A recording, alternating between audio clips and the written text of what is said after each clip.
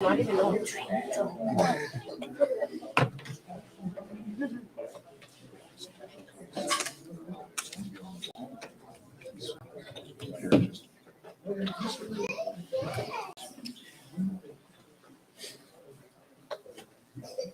It's raining out now.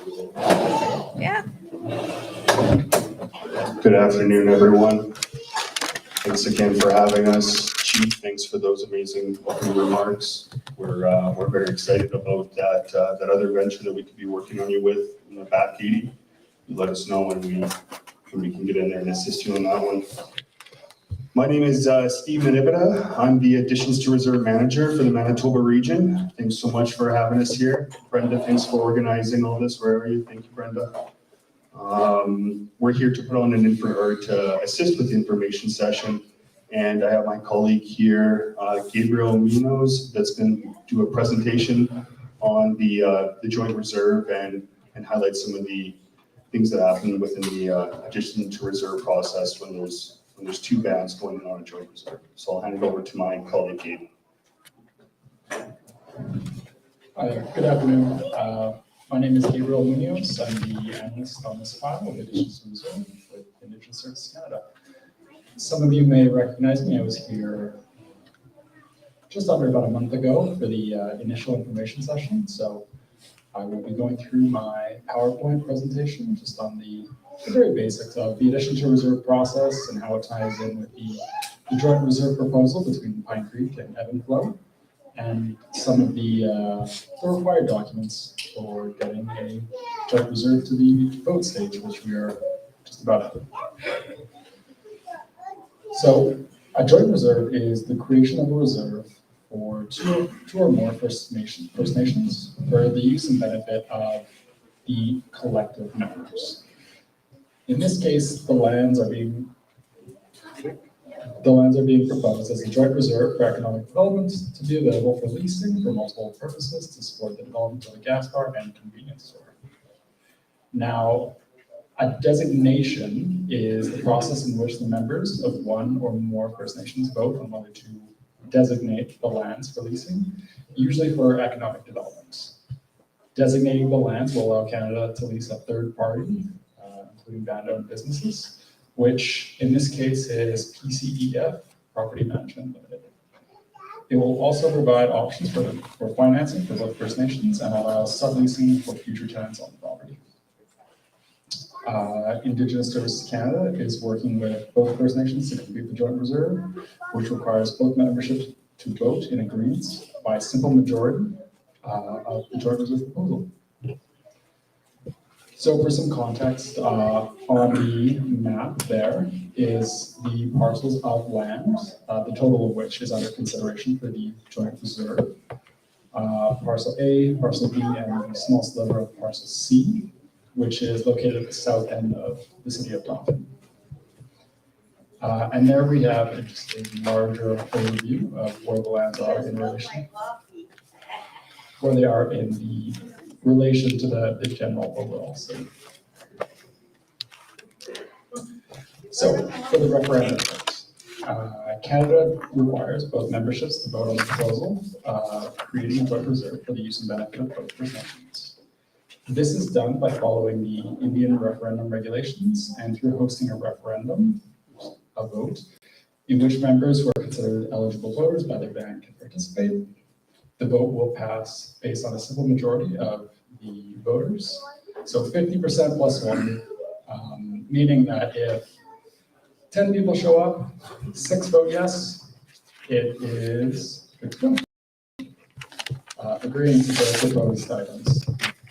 2 referendum votes are necessary as the membership from both First Nations need to agree to share the uses and benefits of the reserve between both communities. And please note, if you choose to vote in person, you can only vote at the polling station for your First Nation on the date of your referendum vote, meaning that an Evanflow member cannot vote on the Pine Creek voting day at the Pine Creek polling station. So potential voting results. Membership from both Evanflow and Pine Creek will be voting on 2 items.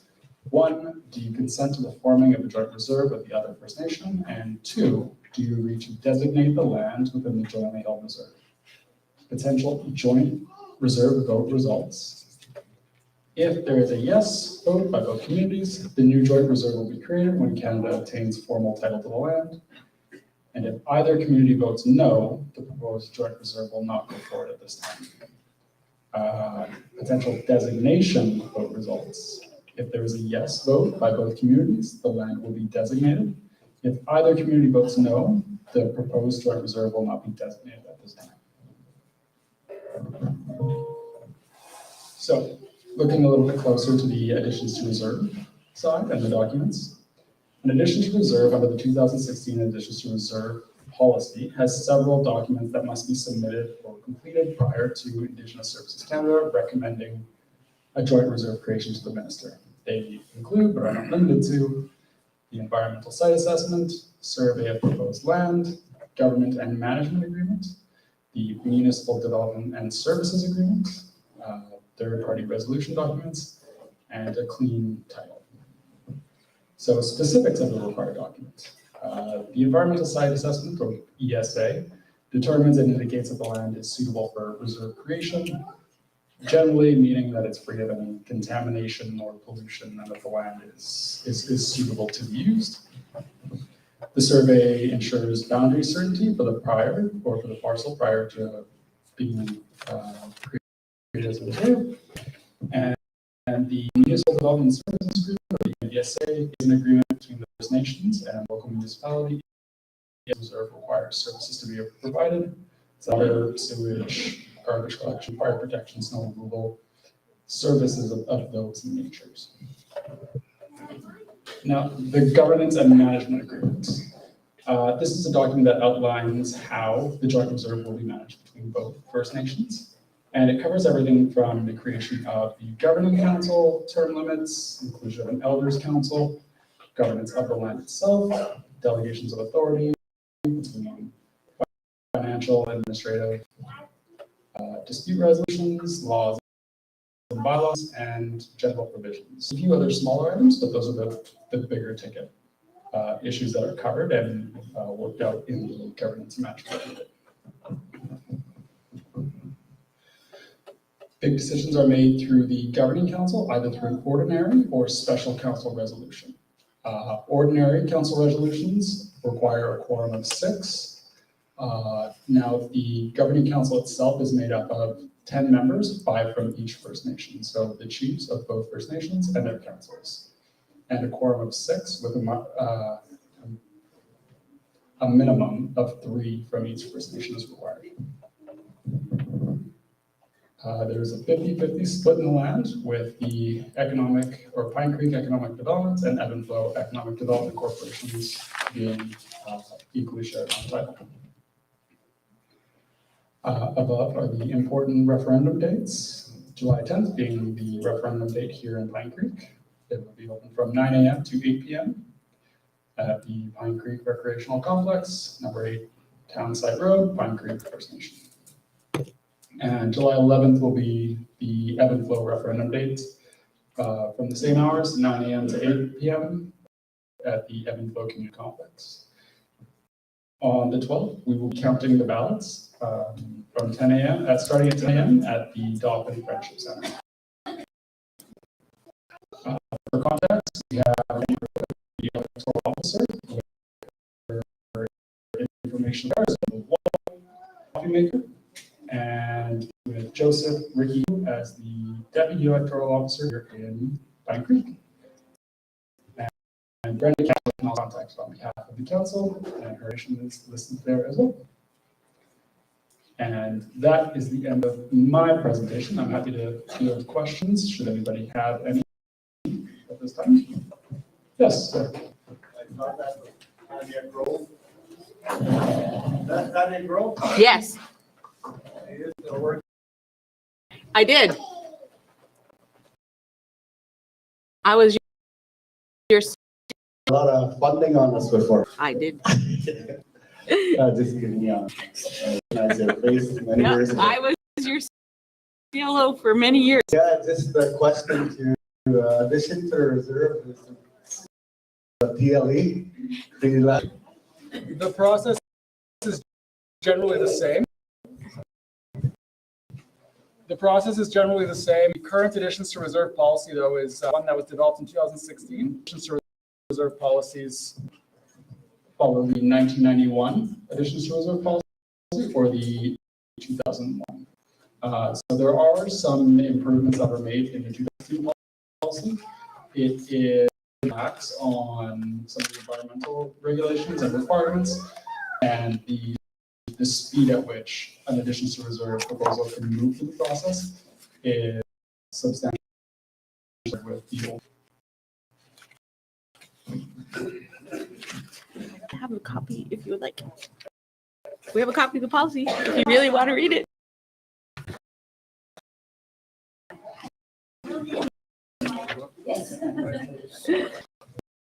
Go through the same process if, say, the land is big enough and both communities wanted to make some more economic development?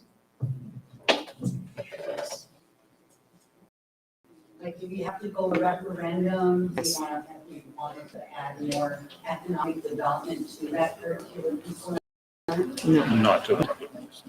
I'll let my colleague Tanya answer that one. Okay.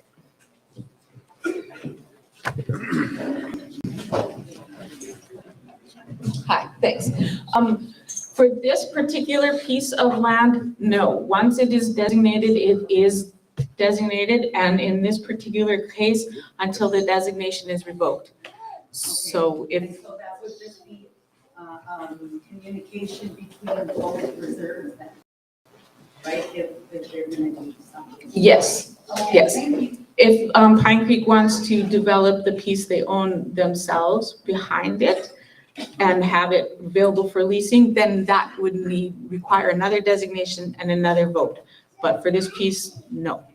Okay, thank you. Are there any other questions that I can assist in answering? What you're saying, I don't need that.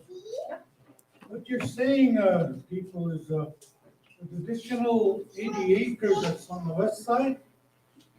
If you want to develop, it's another business, you have to go through a referendum again, is that what you're saying? Yes. It's going to be another long drawn process.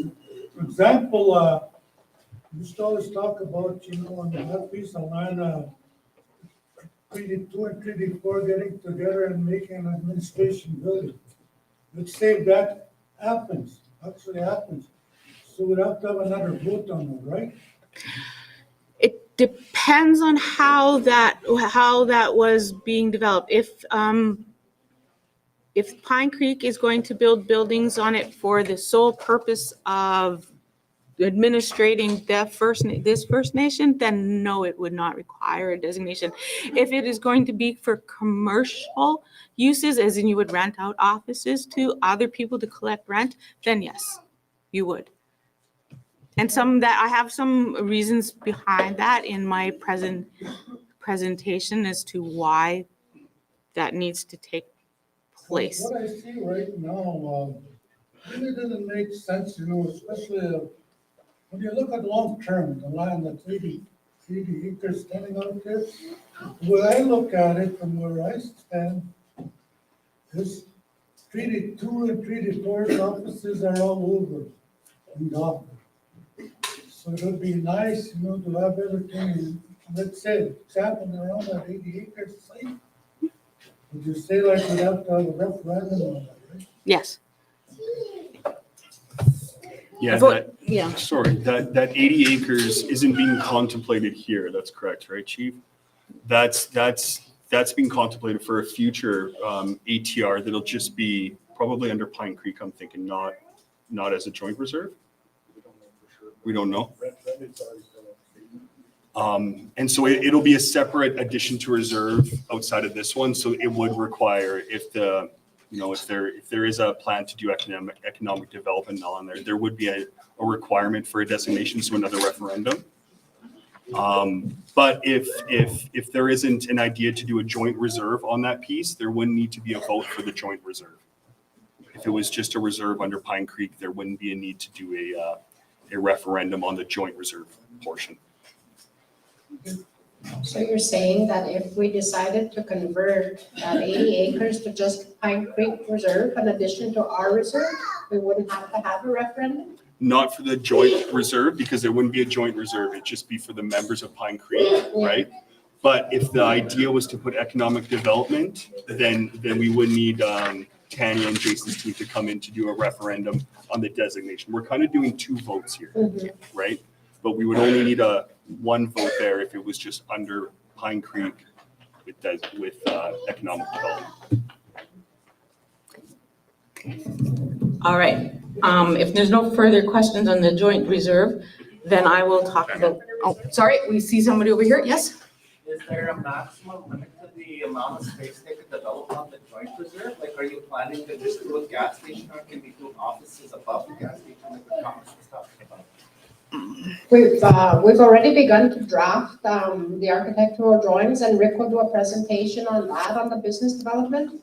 But when Gabriel had his presentation up, there's 3 lots on this one that we're currently doing. There's lot A, B, and C.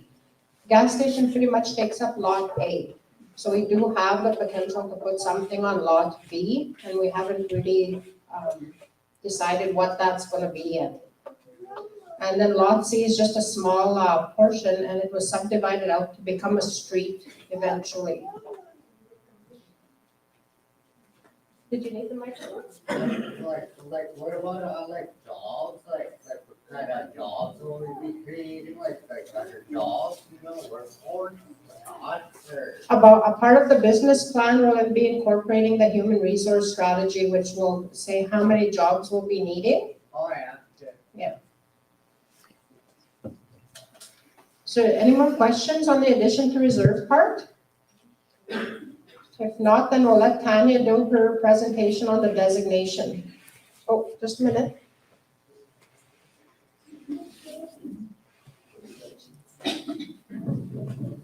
Just wanted to provide a very brief comment on the other communities in the area under Treaty 2 and 4.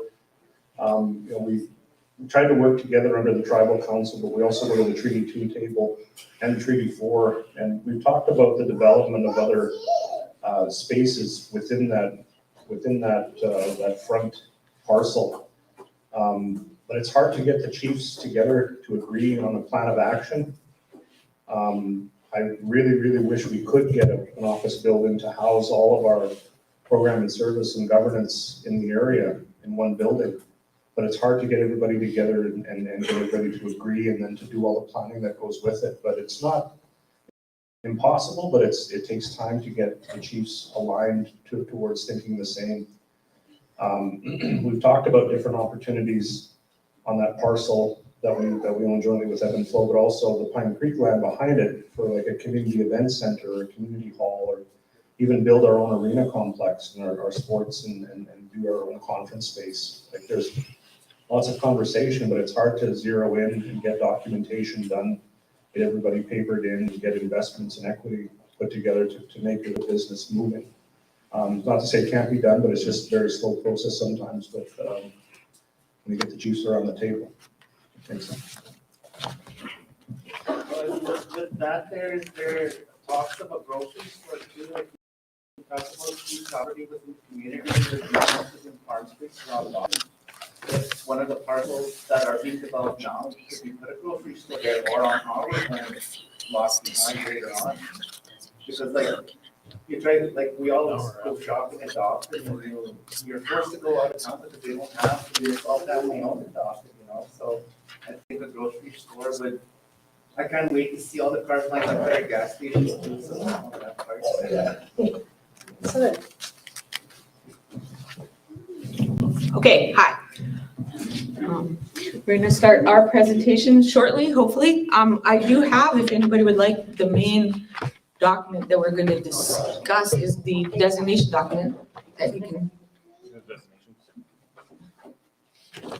can hand out so that people, unfortunately, there's so many people come, we haven't had enough for everyone, but this is the designation document we'd like everybody to have a look at. I'd also like to say, before I get started, any of the documents or legislation that is mentioned throughout our presentation is available we can either mail it to you. We do have limited copies here, but it is also available for us to email it to you. If you have an email address, we can email you any of the documents that we touch on or discuss. Some of them are available online. Unfortunately, we can't have everybody log in right now because we don't have the bandwidth for that, but you could go and look them up online.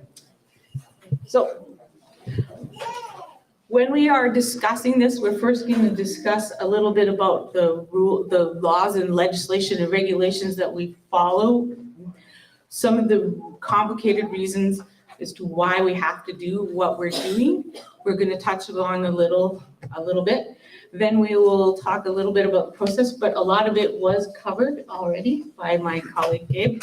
And then we will go on to discuss the most important thing, which is going to be the designation document, which is the First Nations instructions to Canada on how the land, if you accept the designation, would be leased in the future. And then we'll go from the general terms of the designation into the specific terms for this specific project. And then at the end, it might not be relevant for a lot of people attending here, but for the people at home, we have a little presentation demonstrating how to use the mail-in ballot. We've had some feedback that some people who've got mail-in ballot packages or absentee ballot packages are sometimes a little confused on what they need to do and how they should fill it out. So we have a little presentation on that, and I brought an example up to show everybody how it should be done. And then we'll take questions. So we'll stop in the middle. There'll be 2 places to take questions, one's in the middle, one's at the end. And so away we go. So the 2 main, well, 3, but we've only mentioned 2 here, pieces of legislation that govern this process is what we call the LRCA, or the Addition of Lands to Reserve and Reserve Creation Act. And in this case, prior to the introduction to this act, we weren't allowed to designate land or prepare land for leasing prior to it becoming reserve. With the exception of a few First Nations in Manitoba who had TLE agreements that allowed them to do that, you had to wait for the land to become reserve. Then you had to do the designation process, which held up communities' development plans across Canada. Communities came to the government and said, you are costing us opportunities, this takes too long. And this piece of legislation was brought in to say that we can do all of the things it needs to do to lease land. We can negotiate permits, we can negotiate leases, we can designate the land for leasing, and it becomes effective the day the land becomes reserve. So they can do it all ahead of time, and so that way there's no delay. Once the land becomes reserve, the band can, begin their plans immediately and start what they were planning to do. So this act allows us to do what we call a pre-reserve designation, and it states that anything that was done under this anything done under a LRCA, once the land becomes reserve, is deemed to have done under the Indian Act, just the same as if it was done under the Indian Act in the first place. And then we move on to the next slide about the Indian Act here. Oh, there we go.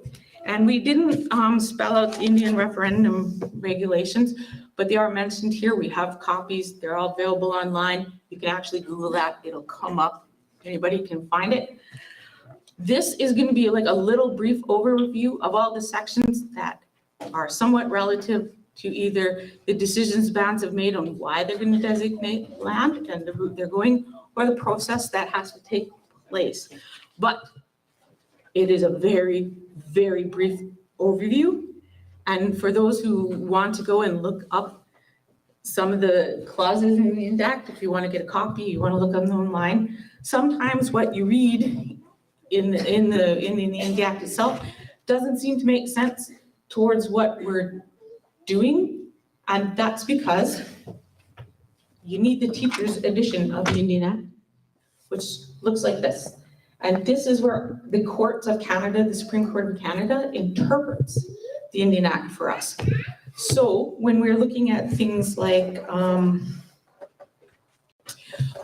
in order for a band to lease land, you have to, like, lands are set aside for members and members only. If you are a non-band member, you are not allowed to live or use or occupy reserved land at all. Anyone who does this is guilty of a trespass. Any agreement that a band makes for, to lease land that is not done under the process of the Indian Act is null and void. So, but if you read the Indian Act, it says any person is not allowed. But the Supreme Court of Canada has determined that a person also means a business. And they've also determined that that includes businesses that are wholly and 100% owned by that First Nation, which is why, though the leasee in this case will be the band, we have to do it because they are a third party. Third parties are not allowed to occupy and use and benefit from the land set aside for a First Nation without permission of the Crown. And the Crown cannot give permission for a business to come in the land and use it without getting the consent of the people whose land that is. So, for example, here we have on our thing, this would be important when we talk section 37 here. If you want to look it up, the Keeners, Garin versus Crown. This is a court case where at one time Canada leased land. We were told we were allowed to lease land. The band gave us permission, we did, but we did not follow the terms that the band dictated. And so this court case now means that when Canada leases land on behalf of the First Nation, we must follow the terms that the First Nation has set out for us. And that is the designation document that you will be voting on and have handed out copies for everybody to look at. So that's why we put this up here, because people want to know, where does this authority come from? Why do we have to do this? This process is long, it's drawn out, it's holding us up from building what we want to build. And this is where all of the sections of these regulations come in. And so I just wanted to make sure that we were being transparent so everybody knows where we're getting this information from. And we will try in my presentation to loop it back to where it figures in. All right, moving on here.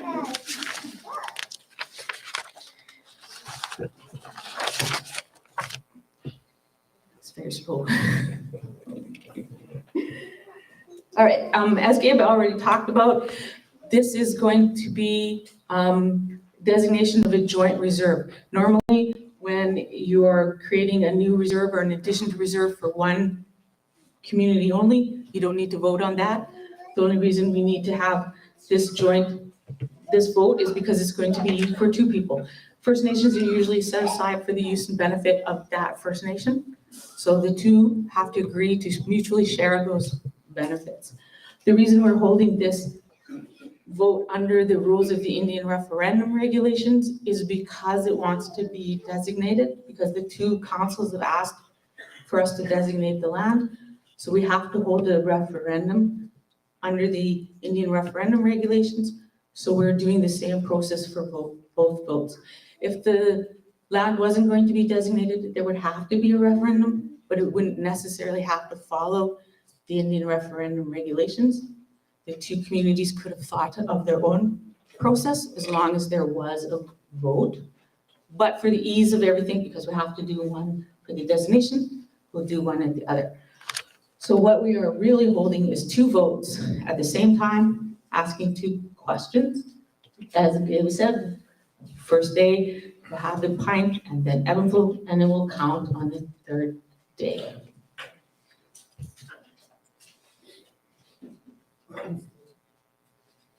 Sorry, takes a little while here.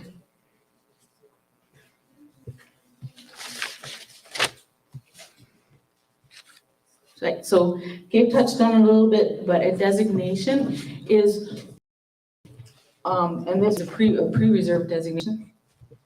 I'm not going to read this to you. I'm just using this to highlight things that people can, this will be available, but I'm not going to read it out.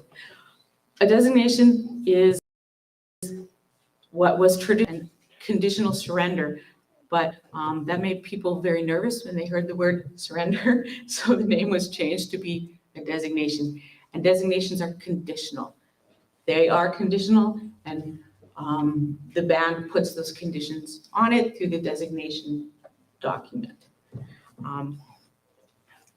Because we have the alert guide, we are allowed to do this before it becomes reserved. That's why we can do it ahead. It's what we call a pre-designation. But if you do look in any of our Indian Act or any of the other things, there's no term called pre-reserve designation. That's just a term that we use to distinguish between one and the other, on reserve and off reserve. But in order to do this, as I had mentioned before, First Nation land is set aside for equal use. Everybody owns it in the First Nation. Everybody has an equal share in it.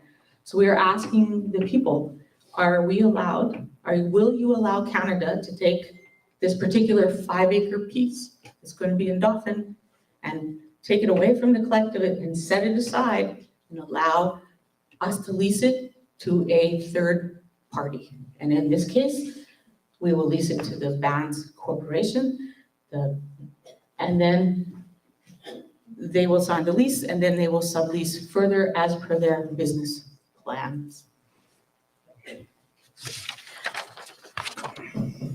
So for some examples of designations under the Indian Act, first one here, we have Area 27, which is Jacques Villeneuve, who I'm told is a very famous Canadian race car driver, designed this racetrack here in the luxury motorsports. This is designated land, and if you have a Maserati and several $1,000s, you can rent it for an hour and take your car for a ride. So this is one of the projects that's available once land is designated, because you can get investors and financing and lease it out, be developed into this. You can look this up online when you go home. It's a very fancy track. More familiar to home is the 1075 Portage Avenue. This is reserve land. It is designated and it is completely leased. And then further subleases, the buildings are filled with subleases, which generates revenue for the First Nation. I think there's a cannabis store there, and at one time there was a pharmacy, and there's a print shop, and some lawyers have offices. And so yeah, that's a local one. And then just an example of what you guys want to do. This is a Esso and not a Petro Canada, but in Loon Creek there is a very big Esso and truck stop that they have up in the northern Alberta. So this is similar to what you want to do.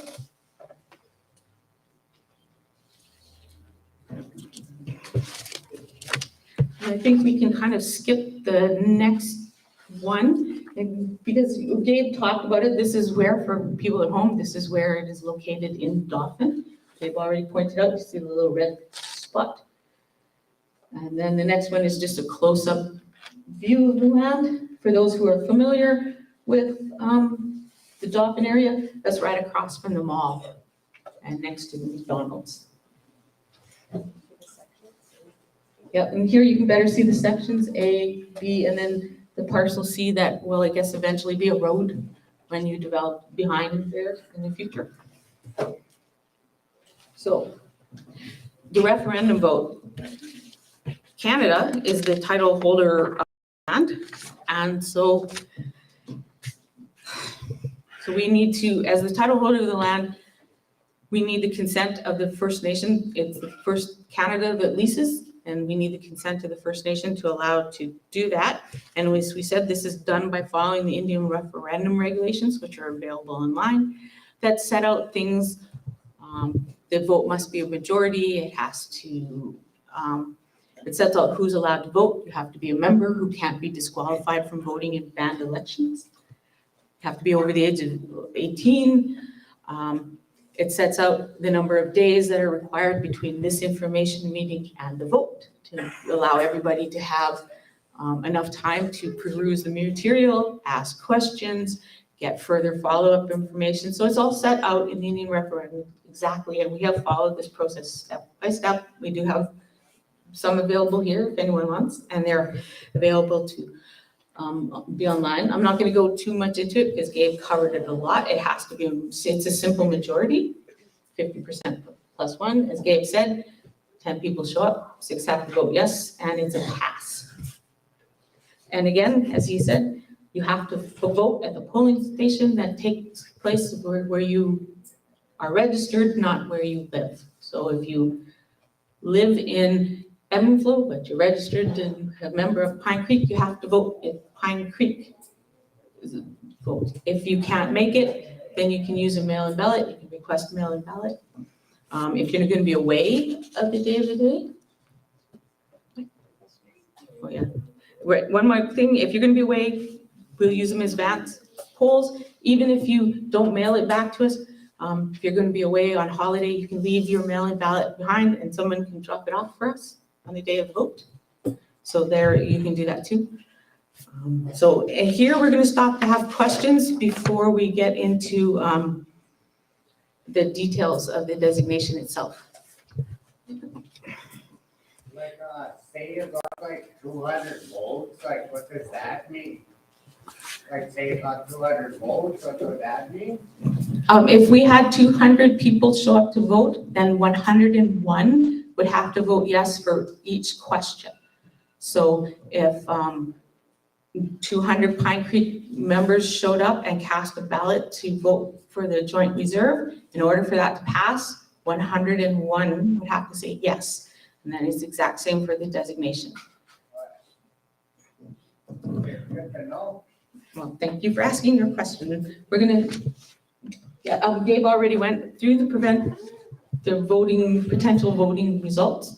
We have to have 2 yeses for the joint reserve to go ahead. We have to have 2 yeses, 1 from each community for the designation to go ahead. People can vote yes for the joint reserve and no for the designation, and that would require further discussion between the 2 communities on how they would like to move forward with that.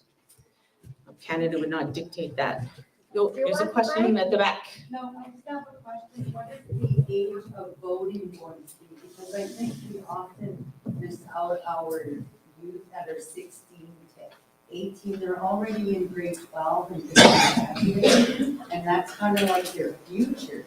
You know, like I often wonder if we should lower some of the voting, because ever since we moved grade 9, grade 8, or we messed around with our high school and junior high, our youth are, they're getting older faster than we want them to, you know what I mean? And so when they're in grades 11 and 12, they're 16, 17, 18. Well, you're not the first one who's brought that up, and that has been brought up for elections across Canada, including federal elections. However, at this point, the legislation is you have to be 18 years of age or older. So it is restricted to those who are over 18. If your birthday is on the day of the vote, you turn 18, come down and cast a ballot. But until then, unfortunately, you are not allowed to vote. So, any other questions on that process? Yeah, then the other ones. So, okay, a closer look at the designation document. So, it's funny that we always talk about these designations and the voting process as the designation is the goal that we're working for, and it isn't a point, but what we're really looking for is to lease. What the band wants to do is develop this land, and they want to have a lease on it, because they want to be able to apply for collateral, apply for loans, get financing, all that stuff. They want environmental protections, they want building code in protections, they want all these protections that are built in under a lease. But before they can get that lease, they need to have a designation. So the destination document, as we go through it, is going to be going from general terms to the very specific. And the documents that support this designation document are listed here, the Indian Act, ALERCA, the Municipal Development Agreement, the Governance and Management Agreement that Gabe has touched on. Right. Right, in the specific terms of this document, this is a first for Manitoba, this designation. This designation is going to be indefinite. It doesn't have an end term. Until recently, designations had to have an end term. Now this one will go until it is revoked. So it can be revoked by band council resolution from both Ebb and Flow and Pine Creek, provided the lease is not in place. Once the lease is in place, the designation can't be revoked, but until the lease is in place, the designation can be revoked. Because this is going to go on forever, potentially, we have to think of a lot of terms in this designation, what my colleague Jason has called future proofing, and I call covering the what ifs, because anything could happen 100, 200, 300 years from now, we don't know. So we try to make sure we cover every eventuality. So the designation document is filled with a lot of terms that cover the what ifs. So while we are aiming at building a gas station, you'll find if you read the designation document, it says the permitted uses for this are economic development, residential, tourist, educational. It's basically listed almost any use you could possibly do, because one day we might not need gas stations. I had, growing up, I was promised a flying car by now. We don't have them. One day. I have another question. Sorry. So there, we're going to be voting. Is there a question in there about buying each other up? No, there is not in the vote. That would be a discussion that would be between the two First Nations. But once it becomes a joint reserve, it is a joint reserve, but the designation and the lease part, the designation will be there, but the lease and buying out of each other and the lease is a different story, or the business. That is potential, but that is the band's business and that's not Canada's. So we will leave that for comment from the two governments. Our business, your business is not ours. So we're only here to designate the land and put a lease in place. After that, the operating of the business is entirely up to the two First Nations involved. So the reason that also, if we read the designation document, it talks about rent, how rent is going to be calculated, who has to pay fair market rent, who can pay nominal rent. And as the lessee of the designated land is a corporation that is 100% owned jointly by the two First Nations. So they're not going to charge rent to themselves. If at one time that company ever becomes a joint venture with a non-First member, an outside company that's not owned, then it has to be for fair market rent. And then it goes on how that fair market rent can be calculated. It goes to tell when the chief and council can decide whether leasing can be for nominal rent for members. It has those opportunities. We've tried to go through it and try to think of anything that could possibly happen in the future. For example, as if you go back to in the beginning when we were looking at the Indian Act, I think it's section 60, that band land cannot be seized under legal means.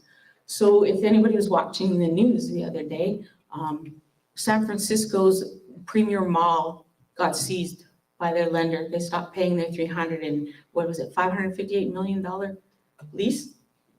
The lender, the bank seized the land. But if you do that on a fee simple, if they develop a gas station and it's not on reserve, if something goes wrong, gas station goes bankrupt, the bank can come in and seize the land. They can't do that when it's a reserve land. They can only take the lease and then they can try to have someone else take over that lease, sort of like when you lease a car and return it to the dealership, somebody else takes over your lease. It's the same thing, but they can't take the land, it still remains reserved. All the laws that reserve still apply, all the tax benefits still apply to the members, nobody can cede the land. So that's one of the reasons a lot of First Nations make the choice to go through this long process and convert to reserve before they develop, because it protects their asset from seizure, right? So that's one of the reasons. So when we get down, once we've covered all the things that might possibly happen in the future, which we don't know, then we get down to the specifics. At this particular time, if the communities choose to designate this land and allow it to be leased, it will be leased for 99 years. Lease cannot exceed 99 years, because while the designation can be forever, leases cannot. And the reason for that is we cannot long-term alienate the land from the people to a company. A great example of that is Guantanamo Bay in Cuba. In 1908, they signed a lease for $2,000 a year in US gold coin. Cuba would really, really like the United States to leave their island, especially after they tried to overthrow their government, but they cannot get them out because the lease is valid. In order for that lease to end, both countries would have to agree, America would have to abandon the base, or they'd have to violate the terms of the lease. And they still continue to pay their lease fee every year, and Cuba refuses to cash the check. But they can't get rid of them because they have a valid lease and it doesn't have an end date. So it can go on forever. So Canada's made sure that we can't do that. Leases have to have an end date. You can release the land to the same company or a different company, but they have to end. So you cannot long-term alienate the land from the community. They have to, once they end, it doesn't matter. If the ban says you have to go and leave all the things you built, that's what happens. The ban can take them over, they can lease them somewhere else. What you're saying, which is good for us, I guess, is once it's reserved forever, right? Yes, absolutely. Also, How do you value this reserve? sorry? How do you value this reserve? Let's say once all our economic development is there, do you have an idea of what it would be worth once everything gets going? Not once it gets going, but we have a value in, I believe it was 800,000 a year, something like 800,000. They did a real estate evaluation that we put in the designation document, and I believe they say that it is $850,000 is what it's worth now as bare farmland. As the development happens, then of course the value of the land would go up.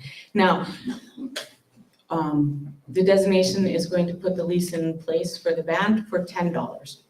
Because what happens, the advantages of that is, instead of paying Canada the rent money, say $10,000 a year, Canada would have to split that between Ebb and Flow and Pine Creek and pay it right back. It's a big sort of circle, except Canada would take their tax money out of it. We take GST off the top.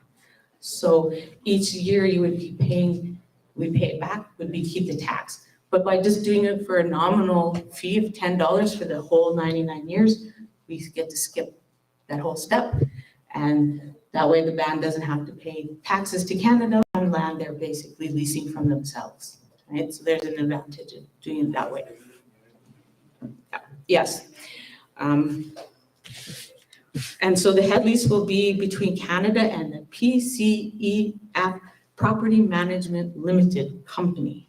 So they're the ones that are going to hold the lease, and it is 100% owned jointly by Ebb and Flow and Pine Creek. And under the terms of the lease, they are going to a gas station and gas bar for now.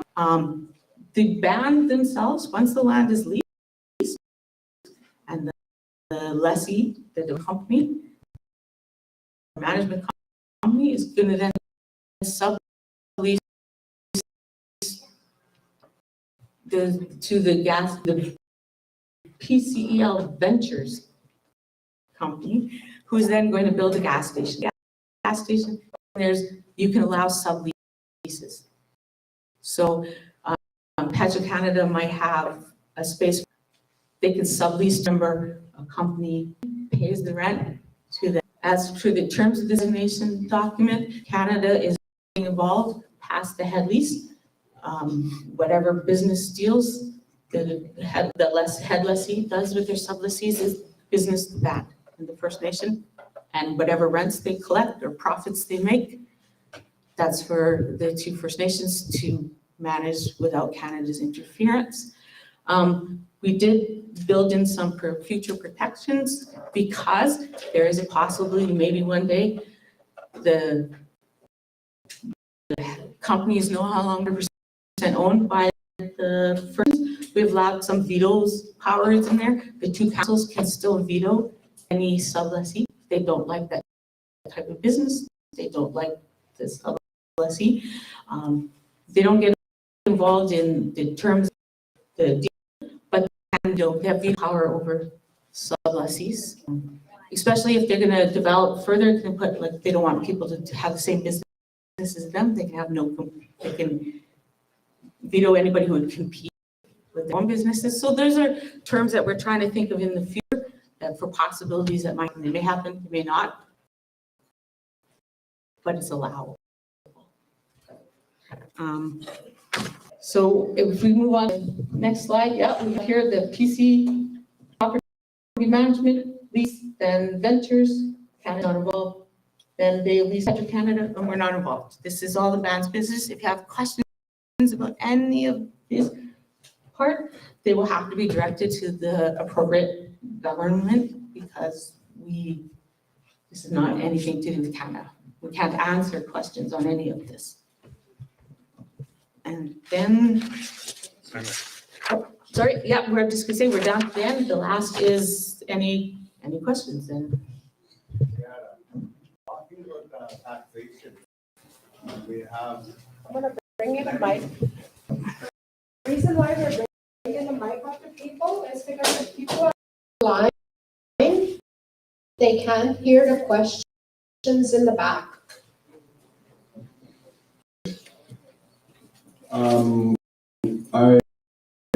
I raised the issue, I guess, because it's always First Nations living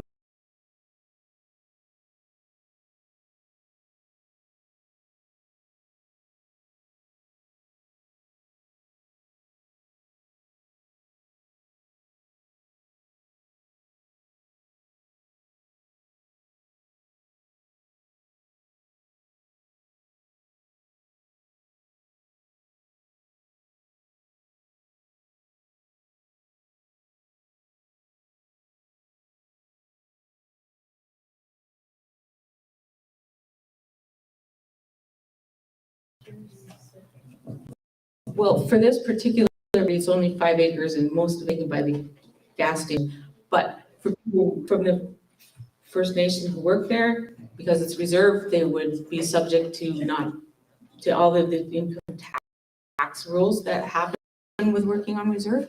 Same with all your tobacco rebates or any other tax rebates that will take place purchasing gas, buying things. It's reserve land. Doesn't matter who's operating the gas, it still applies. Now, if there was enough space for residential development, perhaps with the piece that goes on in front of reserve and they put houses on it, then yes, then the same rules would as if it was here in Pine Creek for taxation. If the band ever develops taxation laws like Pine Creek and Flow would have to get together and develop their own taxes, then those would apply. But that's for the band to decide in the future. And then there again, because it's reserve land and CPP won't be paid out to employees, right? So then they have to have an alternative how would you say that, retirement savings fund? I wouldn't be able to comment on how the band or the company, it's not the band, it is the development corporation would choose to pay their employees. That wouldn't be for Because I Canada. know on reserve that CTP is not available to us, that we have to go through retirement or insurance brokers. Right? I When you're am, working at the band hall, there's no CTP that comes off the insurance. Oh, sorry. Excuse me. The labor laws consider that if you want to pay into it, Well, that's what I mean. it has to be all the employees. It can't be like, if we have 100 employees and only 10 want to be, we can't do it. It's got to be either no employees or all your employees. Okay, so would that be a question that could be added into the referendum? Could we just vote on that if we want it? No, you wouldn't add it to this referendum. No, but I mean later on, like when you're, Maybe when we're doing business planning, we have business development planning. like for both, First Nations to vote about the CTP. Yeah. Yeah, okay. I have a question from a band member who's, it's an operational question when it comes to Petro Canada, because we haven't who's going to be responsible for the day operation yet. And we're kind of moving in that direction. To have the Petro Canada rep here for that conversation, but the question is, who's going to be responsible to make sure that the gas bar is not shut down? So for example, if someone's caught selling drugs at our store, they're an employee, who's going to be responsible for that kind of issue? So I don't know if you can answer that, Glenda, or if you want to take a shot at it. I know it's not a question for Canada, but it's on the operational side, on the management side of things. Yes. Definitely when we do get to the point, we will be developing the operational plan, and in it probably would have like a part of the human resource where we would determine if all the employees at that time after being recruited wanted to pay CPP, they could. Just answering Andrew's question. And also, I guess in it, we have our administration policies that identified what the processes would be and the repercussions if there was illegal activity that happened. Because we want to ensure that whatever the business, when we develop it, is run to an excellent standard. Right? We want to represent that Pine Creek and Ebb and Flow can run a business, a top quality business, and like excellent service. Are there any, just a minute. For example, Pine Creek First Nations is going to submit a comprehensive and specific claim in Treaty 4. So I'm going back to Treaty 2. If they submit a comprehensive and specific claim in Dauphin, because it's treaty liberally. So what is the complications for that land specifically? So that's my question, I guess. I guess if a specific claim was filed within the city of Dauphin or in the parkland area, would it affect our newly formed joint reserve?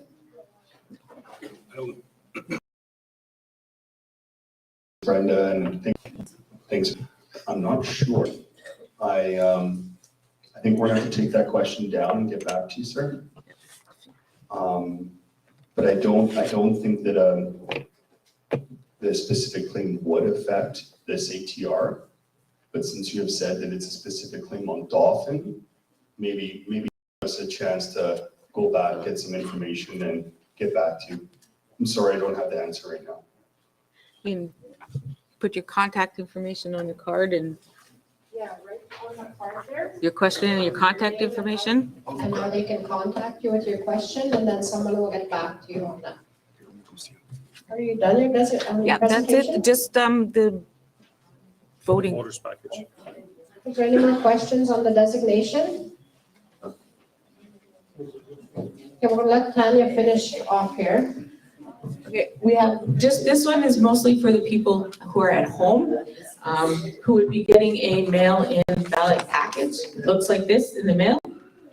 If you, with you, of course, your address on it, not our Pine Creek example here, but a brown manila envelope, and when you open it up inside,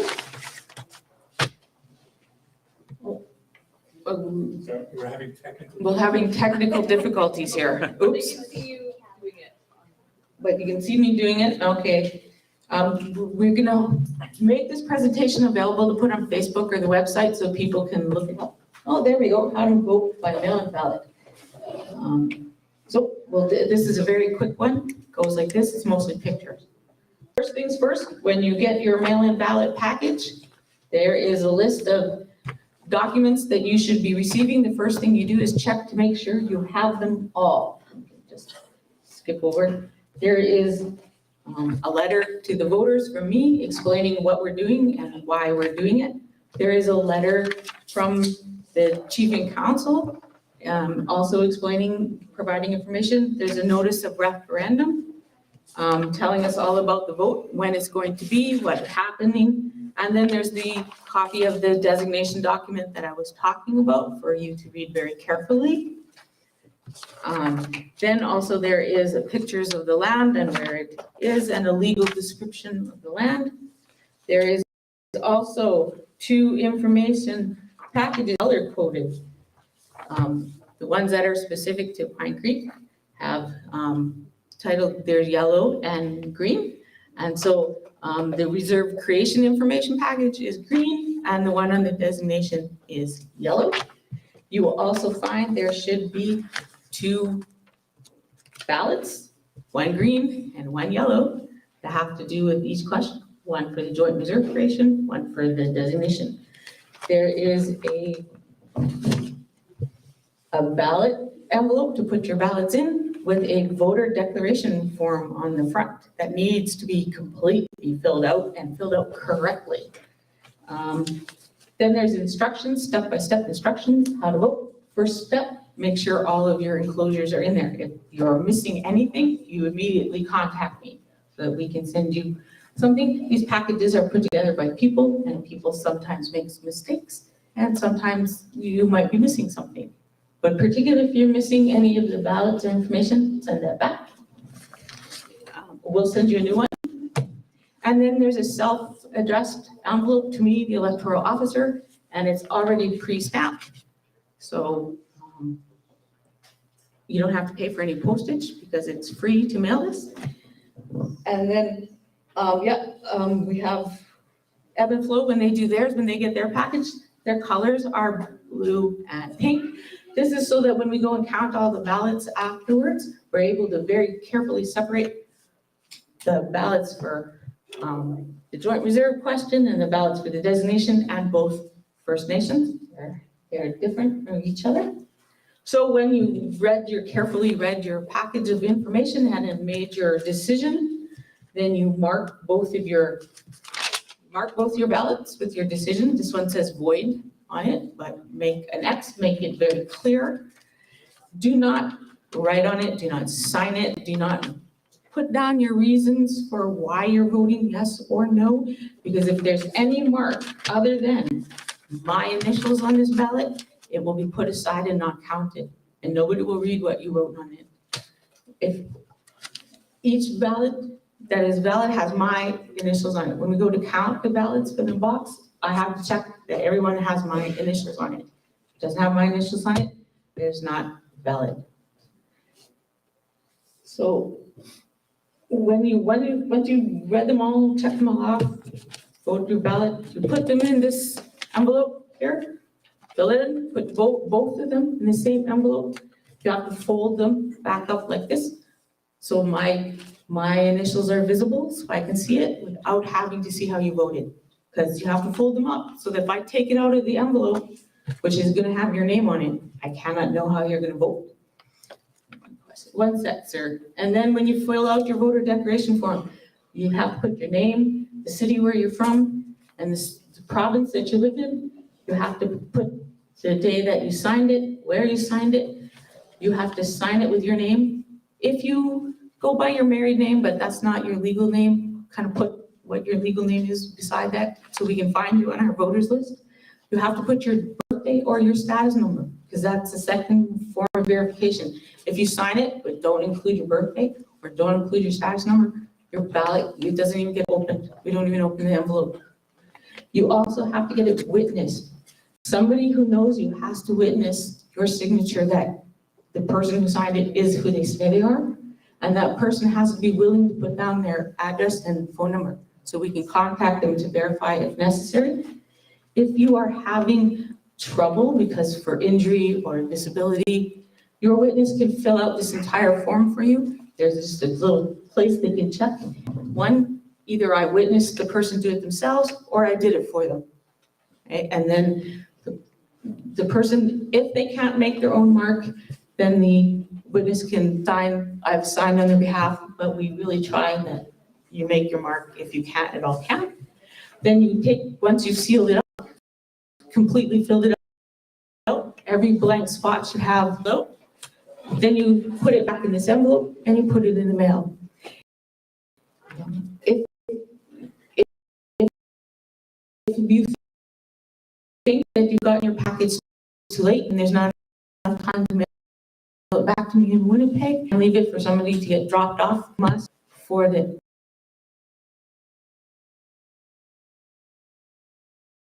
next day, as it counted. So after received to me by the end of the polling, and the polling closes at 8, I have to have the ballot in my hand to be counted. So if you're getting a mail-in ballot, please try and return it as soon as possible. Remember, it can take, depending how far away you live, it can take several days to get to me. So we find that after every designation vote, they trickle in for about 2 weeks after the vote has already taken place. But unfortunately, they don't even get opened. They don't get counted.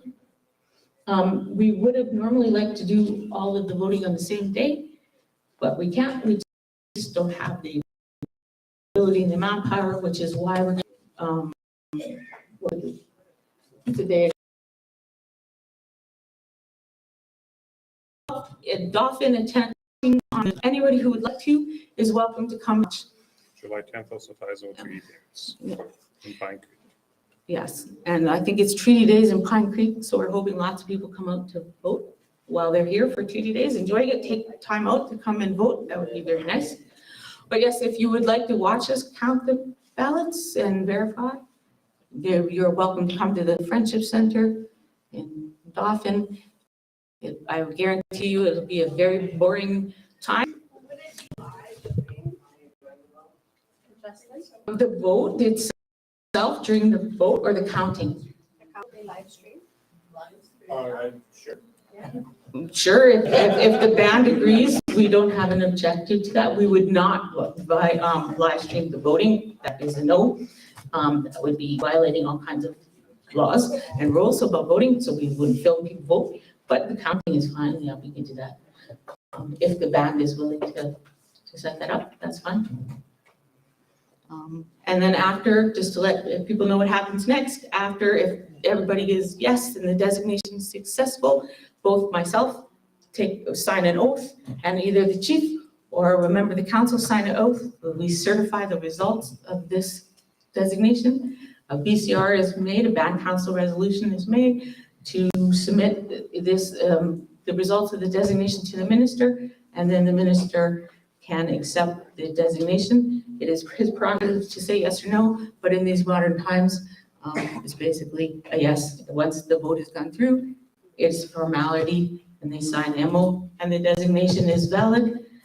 Then Pine Creek and Ebb and Flow and myself would get together and negotiate the lease, the final details of the lease. Details of the lease that we're going to sign. They'll negotiate the final details the lease signed. And as soon as my ATR counterparts get their ministerial order signed to turn it into reserve, it all becomes valid. Any final questions? Did you have a question, Charlie?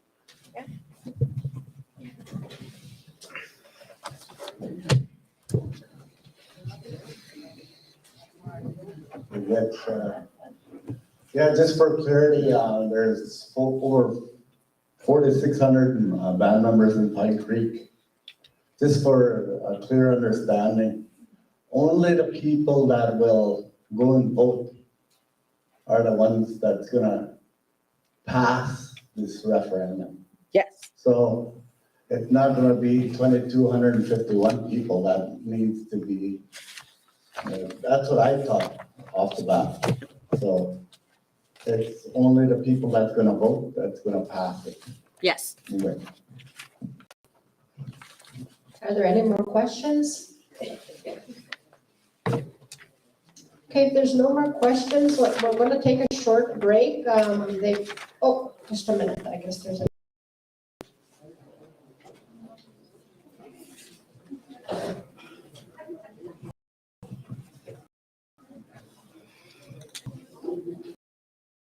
So essentially, this is gonna be a business between and flow laws put in order. Say, if ebb and flow put more work in this, then Pine Creek and vice versa. Like profit wise. Like, I had a clearer question, but will there be a clause should Pine Creek put more effort into then work into this project? But will it still be 50-50? We've worked already on the, incorporating the limited partnerships for both the management and the ventures of PCEF, which is Pine Creek Ebb and Flow, and every 50-50.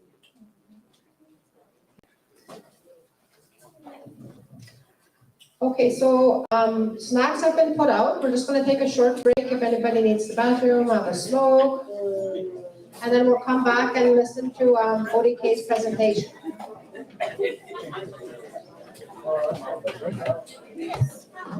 I know some notes I want to take for this. Are you still live? Said I need to take some notes for next time. Justin, I can't. are these mics still live? When I just sit here, it interrupts my flow that I can't. So I'm gonna move, yes. Okay. Like that at These meetings, mics are when I still get live. nervous, I gotta be moving, I gotta be drinking something or something. Yes. Question, you bet. Okay, when are you mail these forms to your government? Away.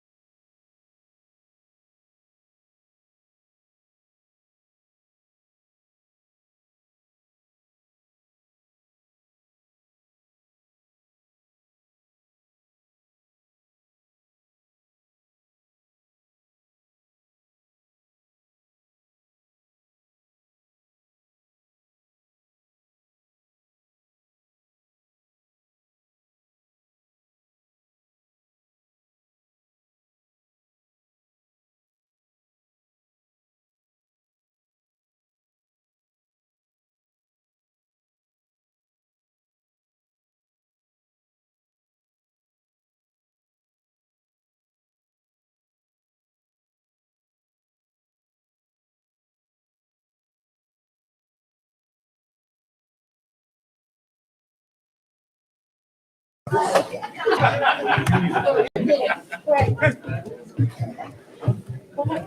going on here? It's hard to do that demonstration while holding a microphone. Though. I needed to not have a microphone to do my That was a good idea to do it with for the people online. Yeah. Everybody need to gather. We're just about to start the last presentation of the night from Minegoziibe. Grab water. Got one. I got one. Thank you. In the development process of this project. I'll just give it 1 more minute and advise people to With the bathroom. Okay, get so ready Daniel, for my presentation. yeah, we can.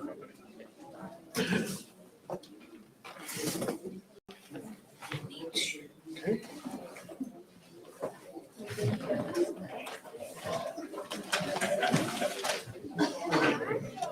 As a hush.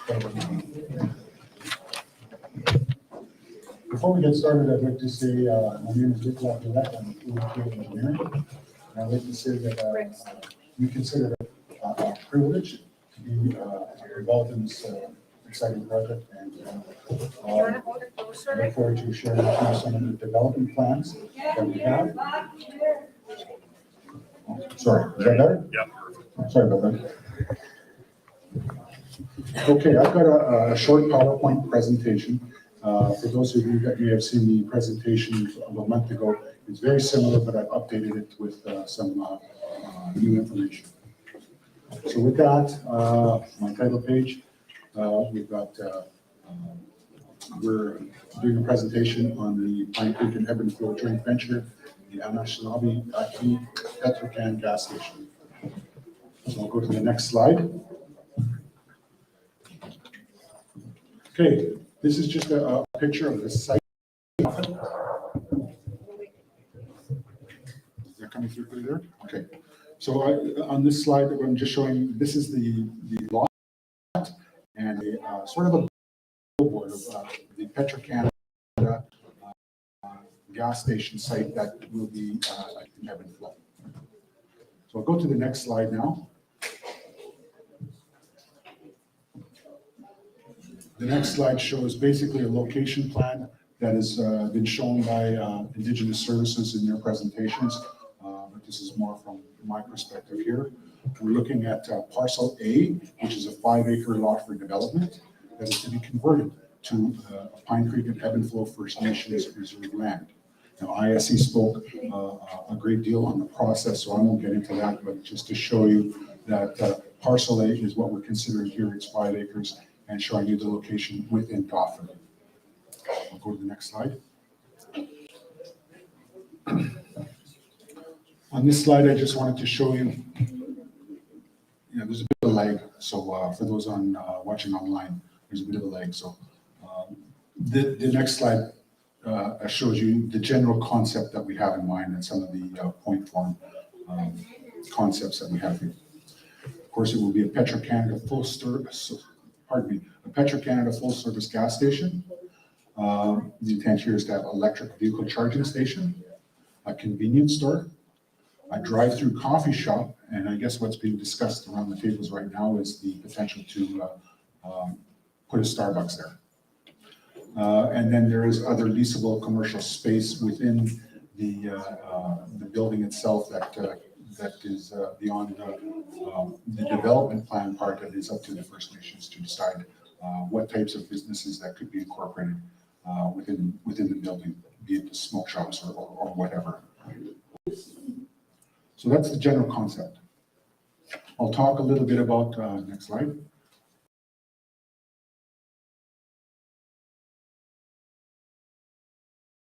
Consult with my Petro-Canada representative, who apologizes he could not be here today, but he will be online to answer more specific questions on Thursday when we do a presentation in Winnipeg. Anyway, what we're looking at right now is we're looking at 2 separate 12,000 gallon fuel tanks above ground. We're going above ground because it is more environmentally friendly and will likely get a quicker approval from ISC environment. And it is also speeds up the the supply chain issues that are so common these days. Anyway, so one 12,000 gallon fuel tank will hold regular gasoline, and then there will be a second 12,000 gallon that will be compartmentalized, and it will hold both premium gas and diesel fuel. And of course, these will be hooked up through underground piping to the pumping stations. The next slide. What we're looking at, and this was recommended by Petro-Canada, we're looking at Gilbarco 7,000 S3+1 mixer pumps. I've got a picture of the pump just to the right there. These are dual-sided pumps. I'm sure you're very familiar with gas stations that have these type of stations. These will, of course, be connected to the point of sale within the store itself. We will be constructing a rain canopy with Petro-Canada badging. And just a little bit about the badging. The project will pay for the construction of the canopy itself. All of the signage and Petro-Canada identity comes at no cost. Petro-Canada supplies that free of charge. So that's the petroleum equipment that we're looking at right now. The next slide, I'm going to show you a site development concept. We're still tweaking it, but we've added more information since our last presentation about a month ago. We've been in consult with Manitoba Transportation and Infrastructure, as well as the City of Dauphin. And we've been advised, and they have shared drawings with us on the plan to relocate the intersection slightly south from where it is now. They will put a control light intersection there, and it will line up, coincidentally, with the proposed road on the north side of the development that will eventually lead to the future development, parcel B and parcel C. Pardon me. On this site plan, I've also temporarily located the above ground tanks. You'll see at the south side or the lower part of the drawing, I've got the 2 tanks located there. We also have a space for the EV charging stations. This is still subject to change, as one of the things that we're doing as part of the process with Manitoba process.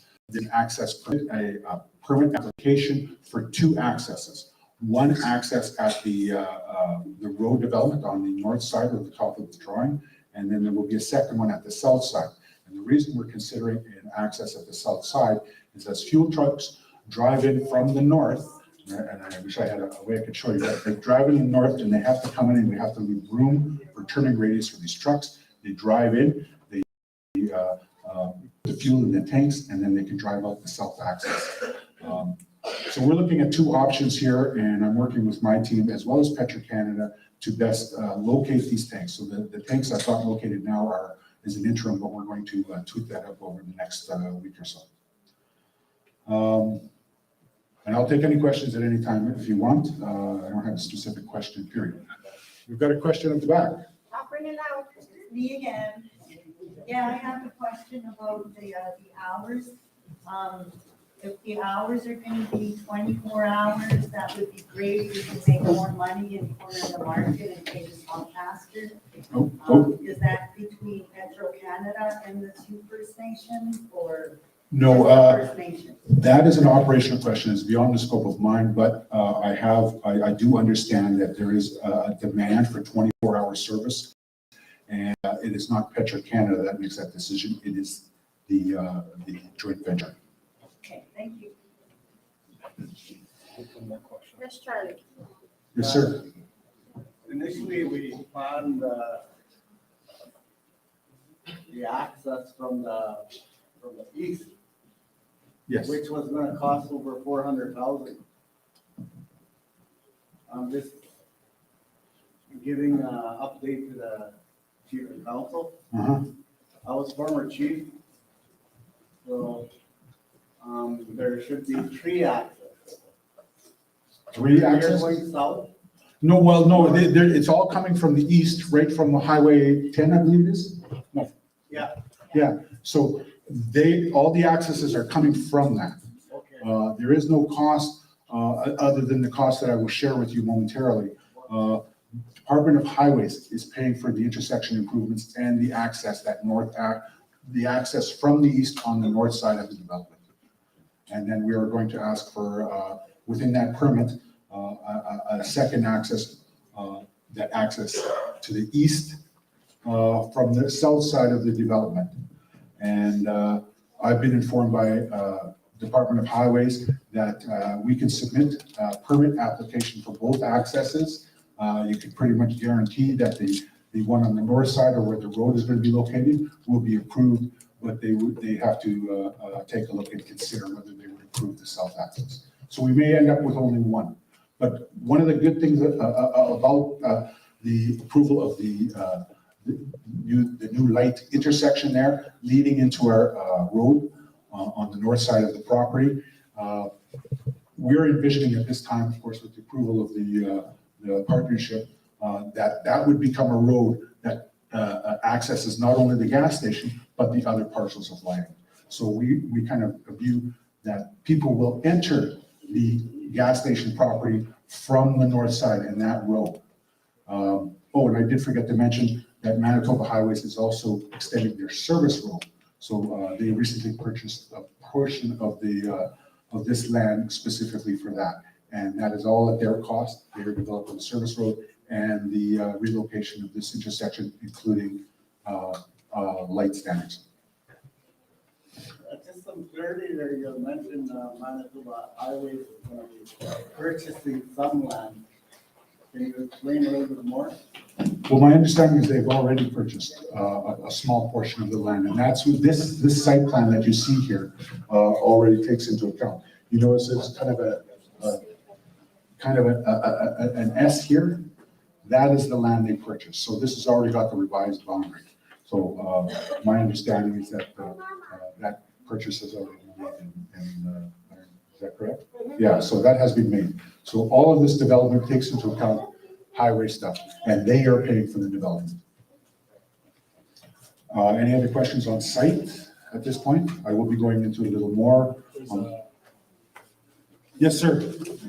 Since we only have so much room or so much square footage, why are the tanks above ground? It's more environmentally friendly and safer, because if you have underground tanks and something goes wrong, it could be weeks, months before you discover there's a problem, and then it becomes a huge problem. So it's deemed more environmentally feasible and, quite frankly, cheaper, because if you go with underground tanks, the equipment. Can you give us more square footage to have them underground?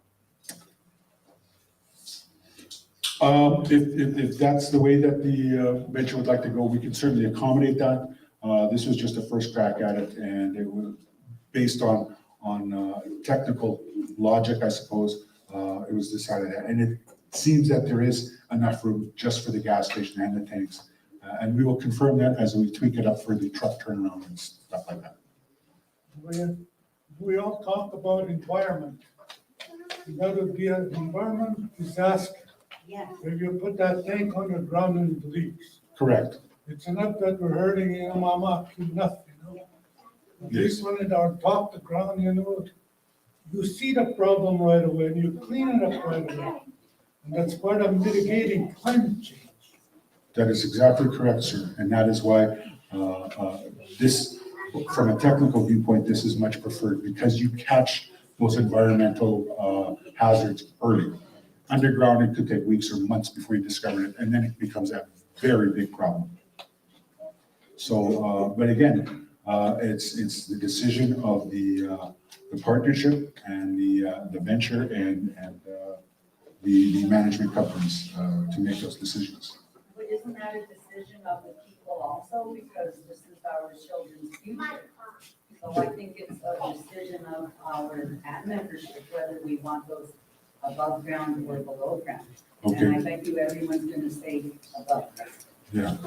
Thank you very much. The question was, should that not be a question that's posed to the membership? And I defer to leadership to respond to that, but I think it makes sense. It's up to leadership to make that decision. So that's where we are with this. Oh, I'm sorry. Oh, right, they were or something, like what's, you know what I mean, like with shady and then other people are not shady. That's an operational question. It was, is this tree gas? Is that the question? Yeah. Yes, I believe it is. And non-treaty people would have to pay full price, very similar to any typical urban reserve gas station that's operating now. Yeah, so my understanding, again, this is a question for ISC, I suppose, but because it is on reserve land, you're entitled to all of the benefits that carrying out business on reserve entitles you to. So. Good. Good to know. Good to know. Yes, sir. Fiber optic and water and sewer is hot. That already is. When you talk about the base work, the cost. What is the project going to pay for is the question? The project will pay for the development on reserve, but the province and the city of Dauphin have their services that we will connect to. So from an operational standpoint, there is a municipal agreement in place that covers responsibilities for how the city deals with waste collection, sewer and water disposal, and bringing in water. But we will provide, as part of this project, all of the infrastructure to accommodate sewer, water. Fiber optic is another one. I'm not sure how that works yet, but if so decided, we can incorporate that into this project. Any other questions on site? If not, I'll carry on. Well, everybody wants to know how much this is going to cost. I worked with my team, and the way we develop these unit costs, partly in consult with colleagues with Petro-Canada, we also use standard industry cost reference manuals to determine the costs of these infrastructure and everything that's associated with the development of the land. So we'll talk about construction costs.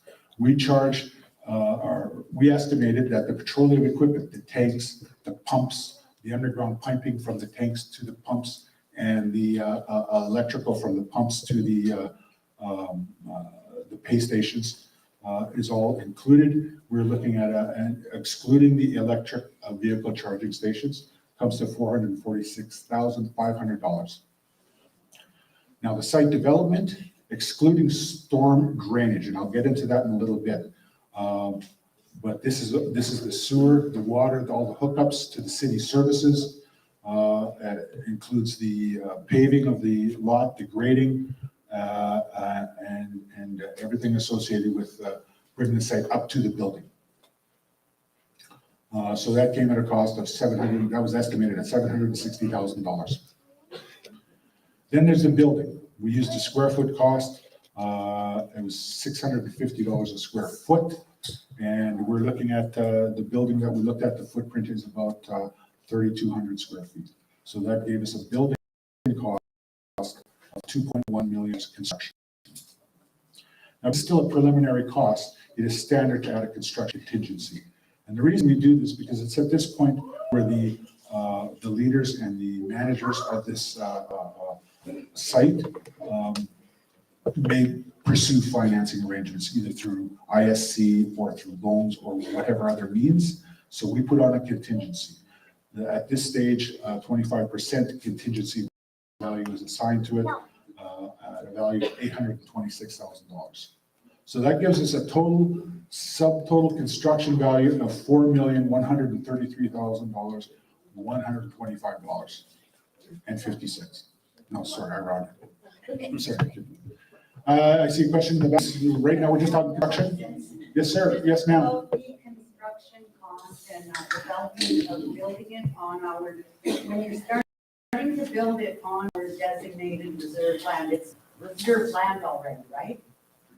I suspect it will be. Once we start constructing on it, it's already reserved. I believe so. That depends on the ratification, but yeah. So is it the indigenous led I mean, like,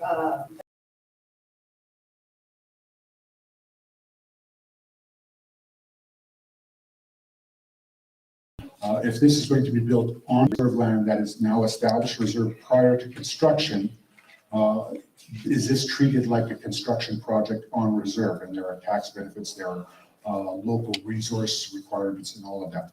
The answer is absolutely. okay, and then so is our first priority to hire indigenous contractors and business?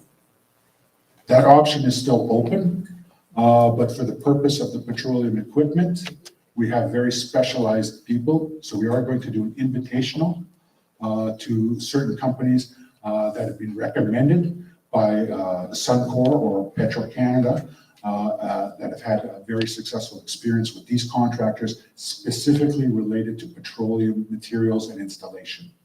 Now, when it comes to beyond that and developing the site, the grades, there is an opportunity here to enter into a second contract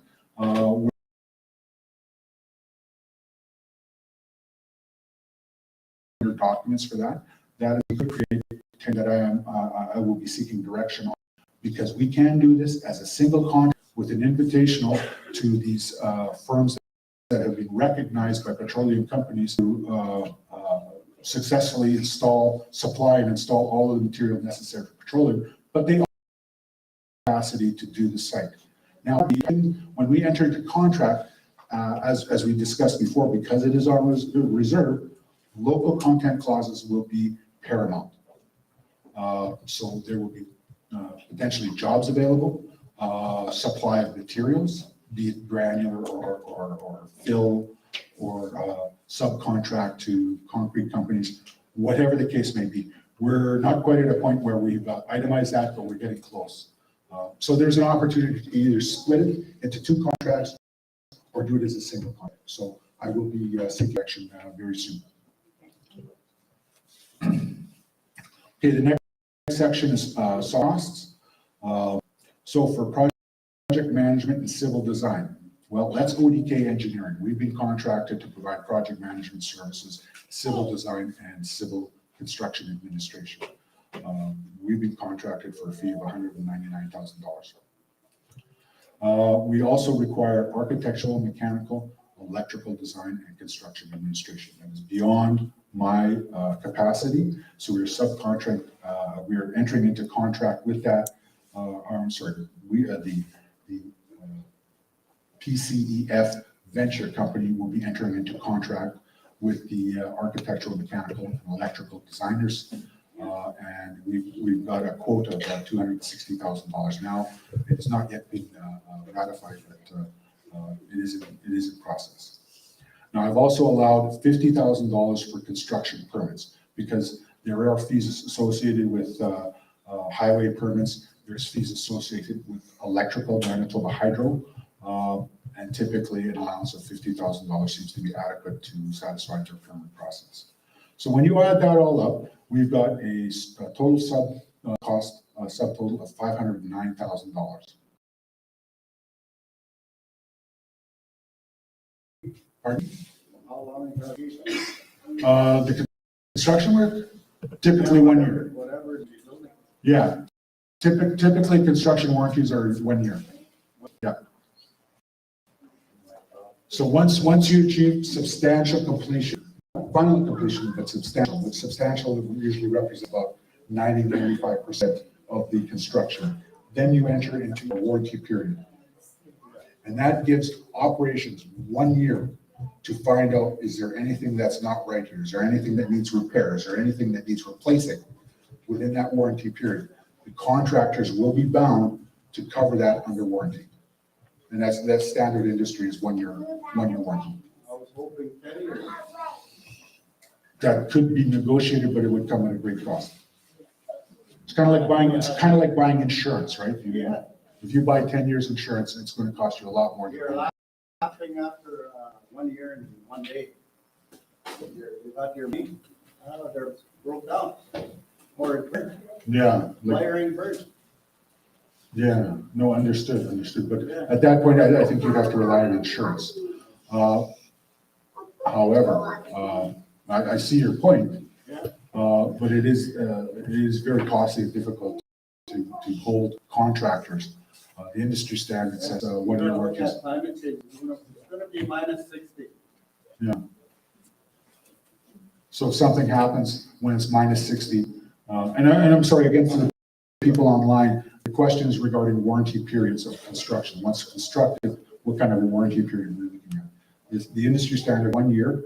That gives a 1 year operation to determine any of the problems that may be associated with the initial installation, the initial construction. Beyond that, it would likely become an insurance issue. To get a contractor to sign off on a warranty period longer than 1 year, it's probably cheaper to go insurance, is my gut feeling. But that's something certainly could be looked into.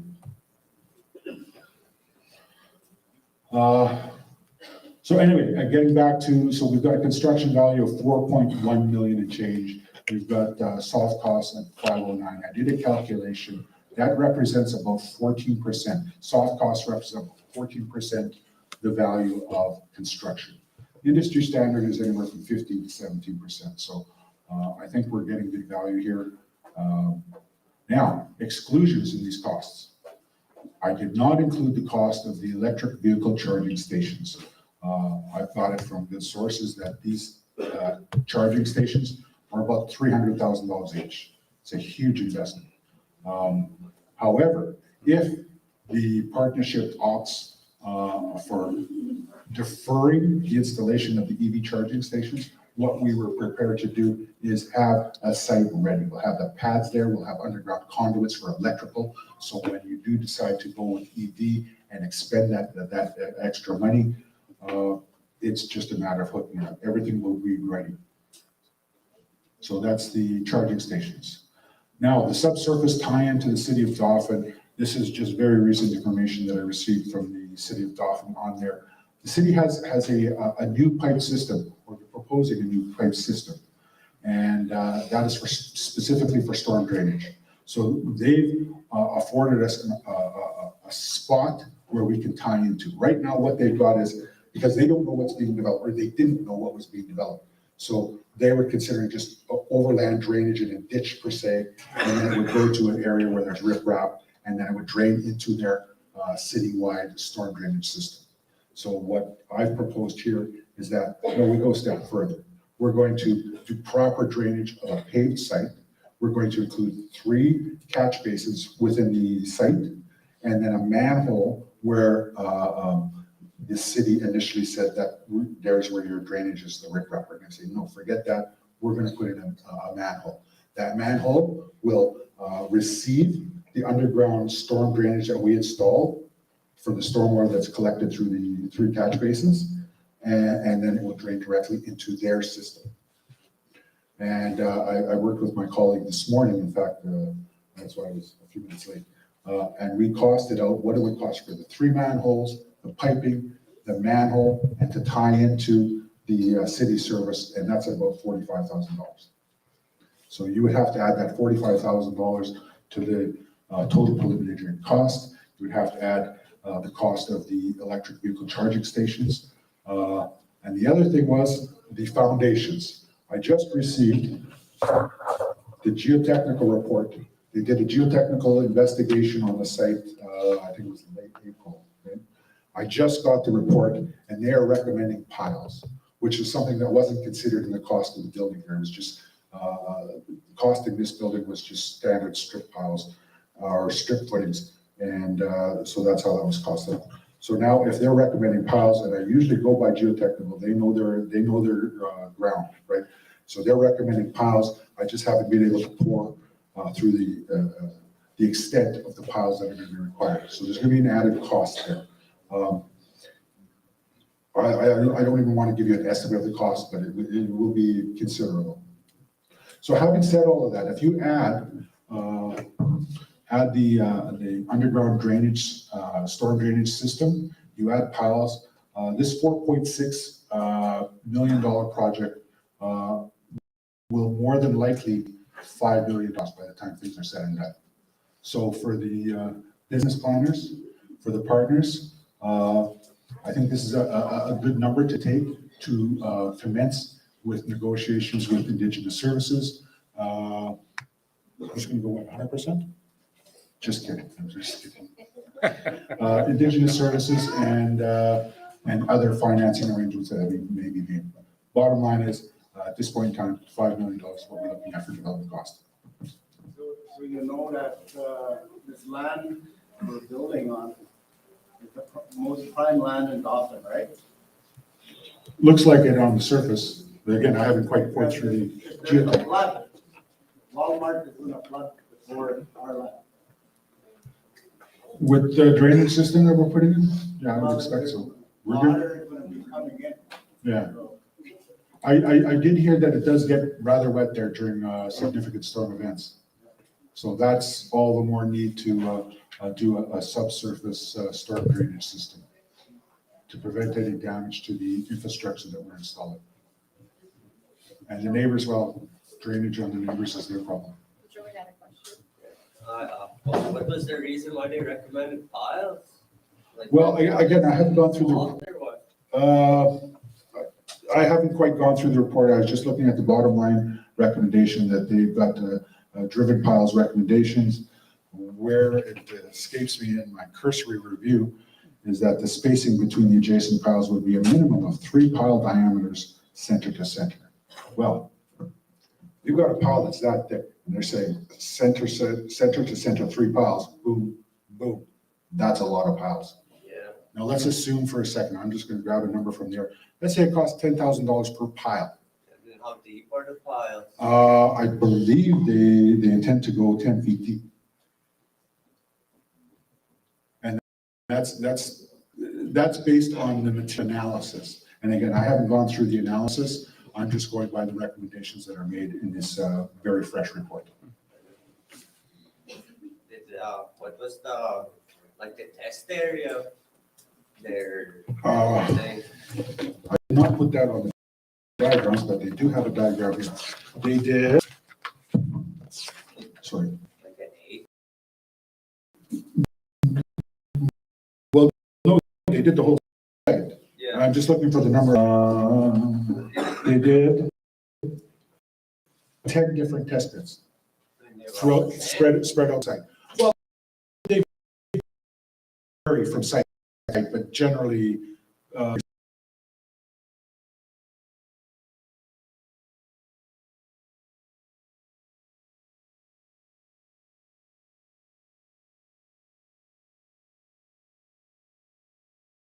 or to latch onto these piles is what they base their recommendations on.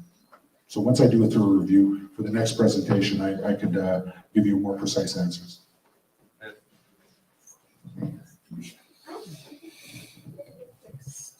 Okay, I'll go to the next slide right away. And I just wanted to brief you a little bit on discussions had with the city of Dauphin and discussions had with Manitoba Transportation Infrastructure. I kind of covered it when we were looking at the site plan, but we did have a coordination meeting with Dauphin Public Works. So that has been established. We shared some information. We also met with the city of Dauphin permit officer, and he's explained what he expects to see in the way of gaining building permits. So even though this is on First Nation land, because we're hooking up to City of Dauphin, there's still a permit process, and they want to make sure that any buildings that are put here meet their permit requirements. So we've agreed to do that. So the process there is as these drawings get developed further, then they are stamped by either the architect or the engineer as appropriate. That is then submitted to the City of Dauphin. Their building permits people review it, and they will either approve it or they will recommend tweaks or changes to the drawings. So that process is in place. They've also enlightened us on the storm drainage network, so that allows us to design the underground storm drainage to tie into the city stormwater removal. That's without cost? Well, no, there would be permit costs, I'm sure, but that's part of the permit budget that I've established in the cost estimate. Now, keeping in mind that permit allowance, I've set at $50,000, that doesn't mean we're gonna spend $50,000 on permits. Maybe it'll come out at, maybe less. And then the remainder of that budget could go to contingent or things that may change during the.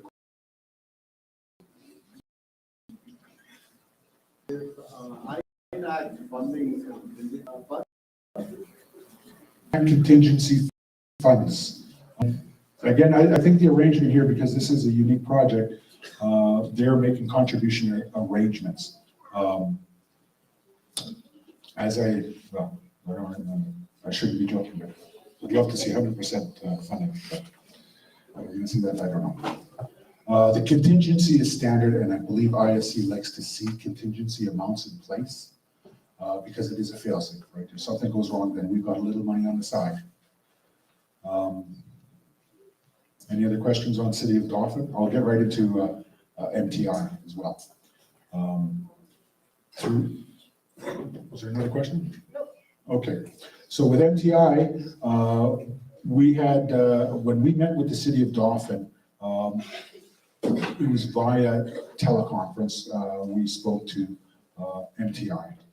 And they kind of enlightened us a little bit on the plans for the development of the lit intersection and expressed that they are paying for all of those improvements. So that's good. Again, back to site access permits. I've expressed to you that we will be submitting to MTI permit applications that will include access from Highway 10 westward onto the property, one at the north side of the property, one at the south side of the property. But they could not give a decision on the south side access. They said they would wait for the drawings to review and approve if they can. But they pretty much said, yeah, the north side access is it's a given. Yeah, just to add that, for example, if a kid gets run over in our land. I'm not sure. What's in place? Well, once it's on reserve land, that's beyond my knowledge. However, the road that goes in there is going to be built to a highway standard, as opposed to the site lot where the gas stations, the parking lots, those that are at a different standard. So on the part of the First Nations, we are building an infrastructure that is up to snuff with Department of Highways. So there's no reason, if there was an accident, that's something that's beyond my knowledge. I don't know how to deal with that. Sorry. We've also exchanged emails and correspondence with the Department of Highways. They've been kind enough to provide CAD drawings of the proposed development of the intersection and the service road. And they were also friendly enough to say that they're still struggling to get this started. Right now, their intent is to have construction start this fall. But I guess there's a couple more hurdles that have to be leaped before they can proceed with that. But that works for us because that times it right with when we're looking to groundbreaking. So and it matches up, and I hope they can get started at the same time we are. It just makes it so much easier and could potentially even provide opportunities for contractors that are working on the site to maybe then get, since we're mobilized, maybe get some work on the highways part of it too. That remains to be seen. Yeah, last point, NTI improvements, tentative construction start fall of 2023. So those are our discussions with the City of Dauphin and Manitoba Transportation and Infrastructure. I don't know if there's any more questions on the processes or any other issues related to that. If not, I'll move to the next slide.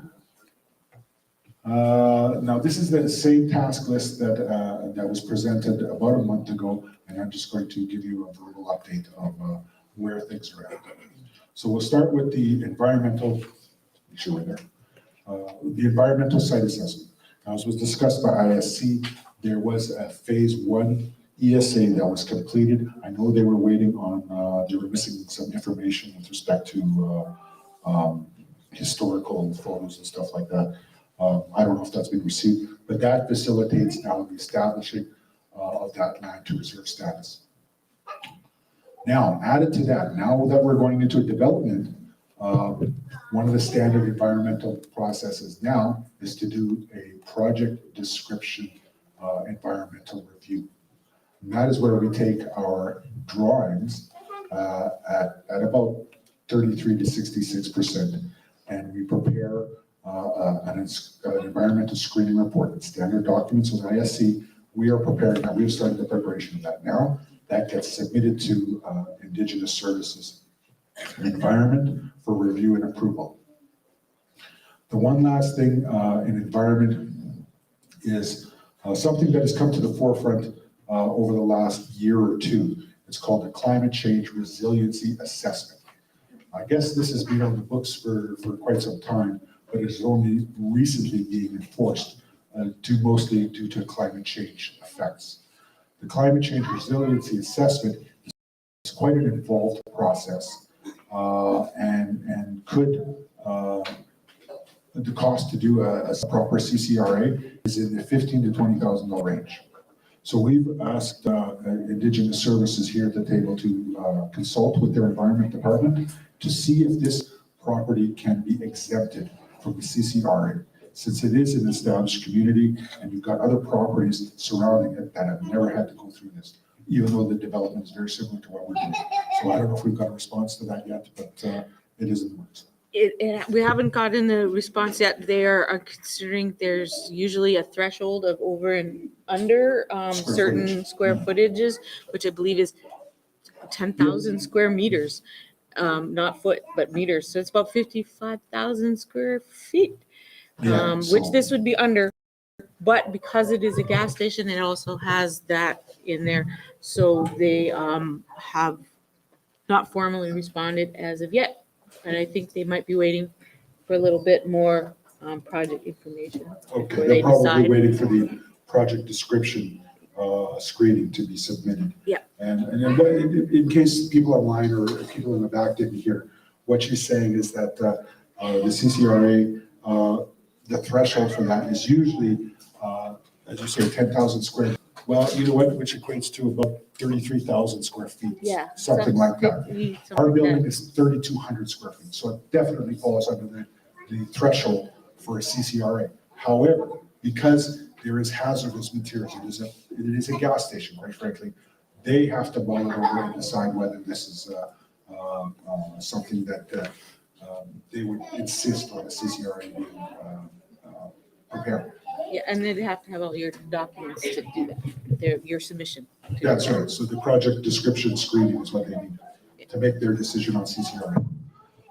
To give you an example, in another community, a fire hall is being built. And the fire hall is about the same size as this, maybe a little larger. And it is exempt, typically it is exempt from CCRA. However, because it is a we call it a post-tragedy event or something like that, then they say it does have to fall under CCRA. So the difference between that is a post-disaster facility, like a fire station, versus a gas station, which has hazardous materials. So they have to look at that next month. So we'll get an announcement on the CCRA upon submittal of our project description environmental screening.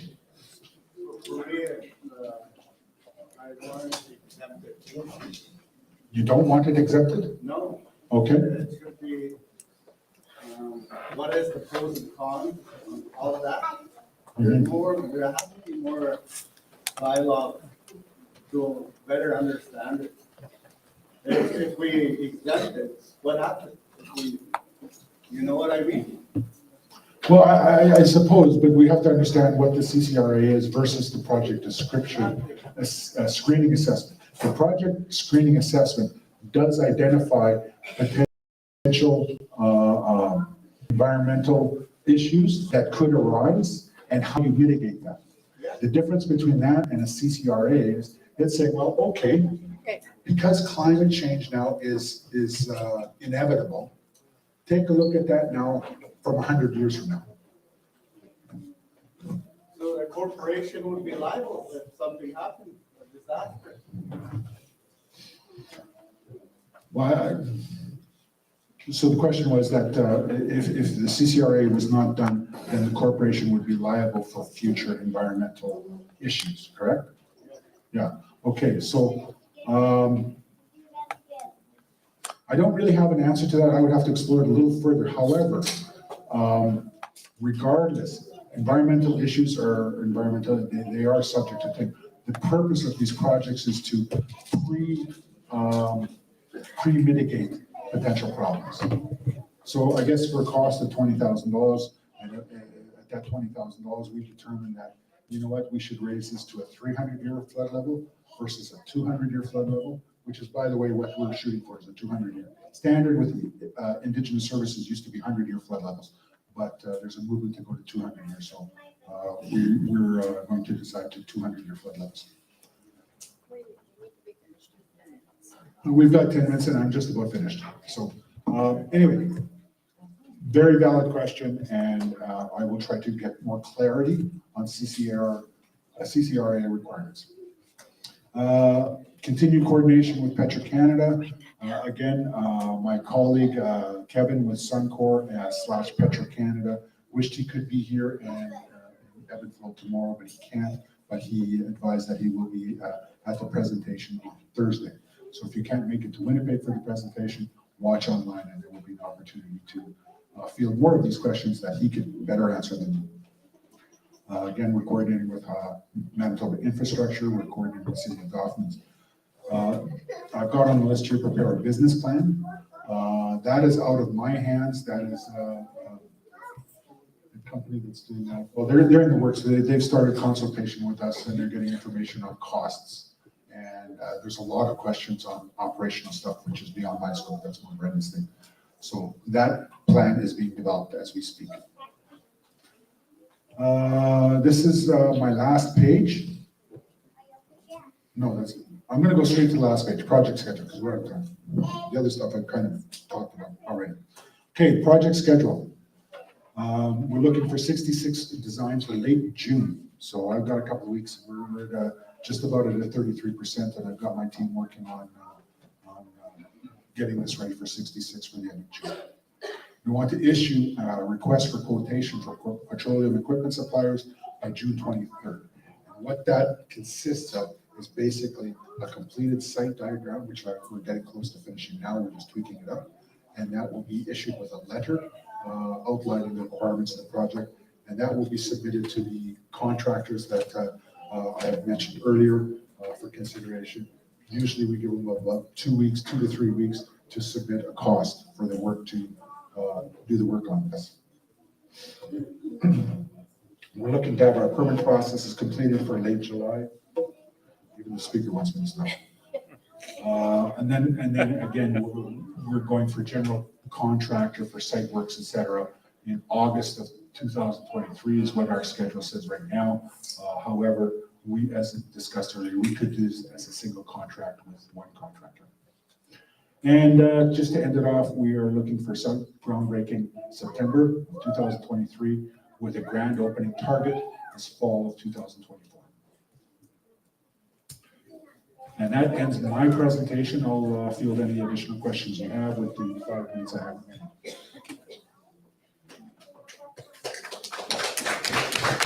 Thank you very much. I wanted to receive your accolades and as I say, it's I consider it a privilege to be here. So, thank you very much. Okay, so I'd like to say thank you again for coming out. Thank you for all the people that joined online. We will be in Evansville tomorrow.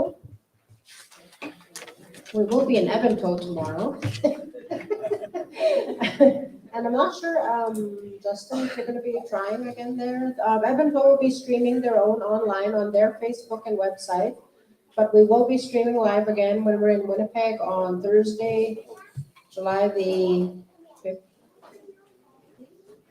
15th, on yeah. Thursday, June the 15th. from 2 o'clock to 6 o'clock again, and we will have, the same panel there, but we will also include Kevin from Petrocan, and our legal representative, Brenda Johnson, will be there to answer any, legal questions. Thank you very much again for joining. Bye. Chief,